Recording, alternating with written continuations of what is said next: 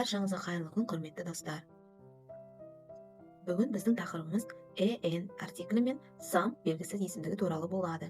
Сабақты бастамас бұрын міндетті түрде каналыма тіркеліп, қоңырауды басып, достарыңызбен бөлісуді ұмытпаңыз. So, let's start our lesson. En артиклдер мен some белгісіз есімдігі көбінесе countable and uncountable тақырыбында қолданылады. Countable nouns, яғни саналатын зат есімдер. Саналатын зат есімдер олар мысалы one apple, бір алма, two apples, екі алма, three apples, үш алма және тағы басқа зат есімдерге қолданылады. En артиклдері бір затты айту үшін қолданылады. Артиклі дауыссыз әріптен басталатын сөздерге пайдаланамыз. En артиклін дауысты әріптен басталатын сөздерге пайдаланамыз. Мысалы, I would like an apple. Мен алманы қалаймын. Apple сөзі дауысты әріптен басталған соң en артиклі жазылады.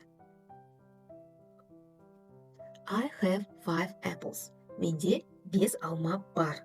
Яғни, apple сөзі көпше түрде жазылған.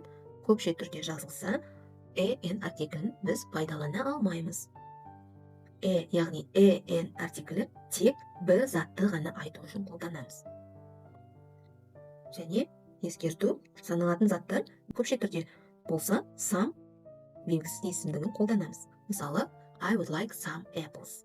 Мен бірнеше алманы қалаймын. Яғни, көпше түрде болса, some қолдана береміз. Келесі топқа өтсек, uncountable, яғни саналмайтын зат есімдер.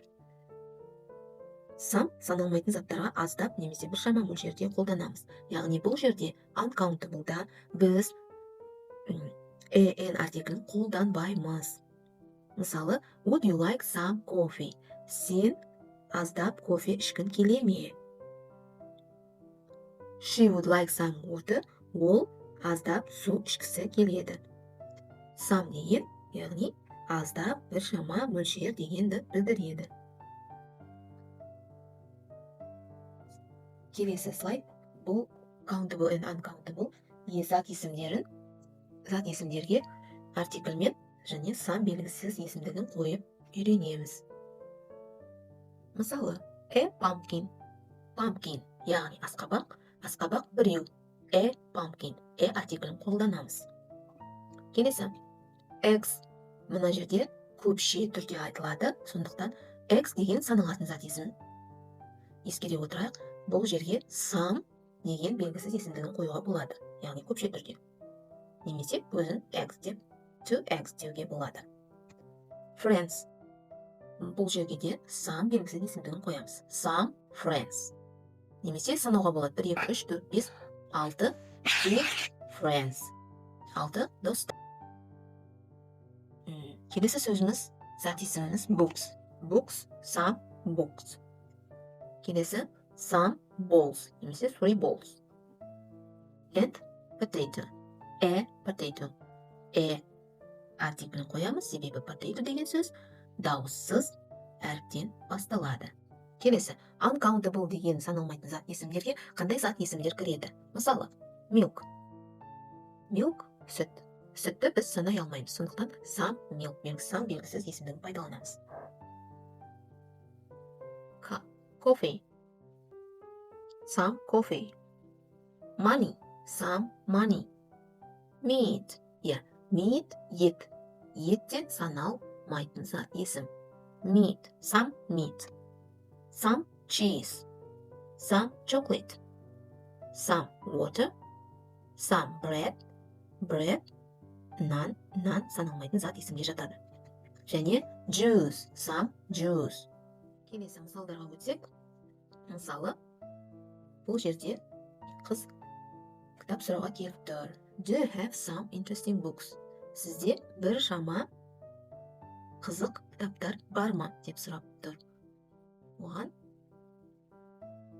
кітапханашы апай, Yes, of course, I have some interesting books. Әрине, менде бір шама қызық кітаптар бар. Яғни, егер саналатын countable зат есімдер болса, көпше түрде болса, біз some белгісіз есімдігін қолданамыз. Және сұрақта да қолданылады. Келесі, have you got a ball? Сенде доп бар ма? A ball. Бол сөзі B әрпі дауыссыз дыбыстан басталған, дауыссыз әріптен басталғасын артиклін қоямыз. Yes, I have got a ball. Я, менде топ бар. Келесі мысалға өтейік. Would you like a sandwich? Сен сэндвич қалайсың ба? Yes, please. I would like a sandwich. Иә, әрине. Мен сэндвич қалаймын. So, let's play with me. Бірге ойын ойнайық. Бұл жерде countable and uncountable себеттері берілген. Асқабаққа, белгілі бір асқабаққа, жазуы бар асқабаққа бассаңыз, өзінің себетіне түседі. Мысалы, pen. Pen, қалам, саналатын зат есімге жатады. Egg, саналатын зат есім. Meat. Uncountable себетіне түсті. Tea, cheese, water, ball, banana, fruits, orange, milk, chocolate, tomato, money.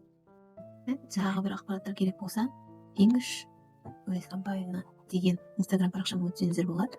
Мұнда көптеген қызықты тапсырмалар мен қызықты кітапшалар және қызықты видеолар бар. Менімен болғандарыңыз үшін рахмет. Сау болыңыздар.